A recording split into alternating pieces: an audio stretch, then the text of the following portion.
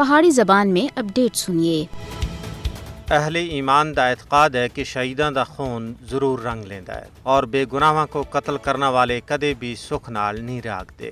انہاں کو ضرور ایک نہ ایک تیاڑے مکافات عمل دا نشانہ بننا پیندا ہے۔ یہی کیفیت اج کل بھارت دے زیر تسلط جموں کشمیر دی بھی ہے۔ بھارتی غاصب فوج سن 96,000 تھی زیادہ بے گناہ تے بے تقصیر حریت پسنداں کو شہید کیتا۔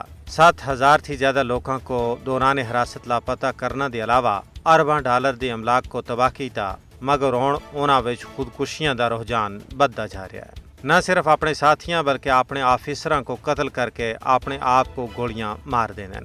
بھارتی وزارت دفاع دے مطابق گزشتہ 5 سالاں وچ 819 بھارتی فوجیاں سن خودکشی کیتی ہے۔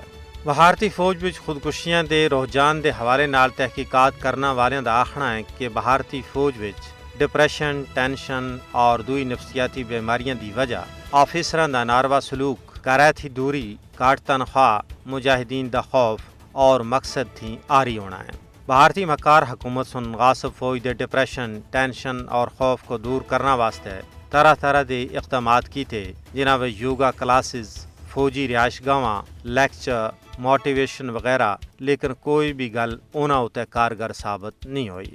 تجزیہ نگار بھارتی غاصب فوج کو زندہ لاشاں نال تعبیر کر رہے ہیں۔ انہاں دا آکھنا ہے کہ بھارت انہاں نیم مردہ فوجیاں نال کسے بھی صورت وچ جنگ نہیں جیت سکدا۔ بھارتی فوجی کسے مقصد تھی آری صرف وردی پوش قاتل ہیں۔ اس دے برعکس مجاہدین دے حوصلے بلند اور عزم جواں ہیں۔ وہ شہادت کو اپنے واسطے سعادت تصور کر دیں۔ یہی وجہ ہے کہ انہاں دا پلڑا پاری ہے۔ کشمیری عوام بھارتی فوج دی اس حالت بد کو دیکھ کے خوش ہوندن اور اس کو اللہ تبارک و تعالیٰ دی غیبی مدد و نصرت نال تعبیر کر دیں۔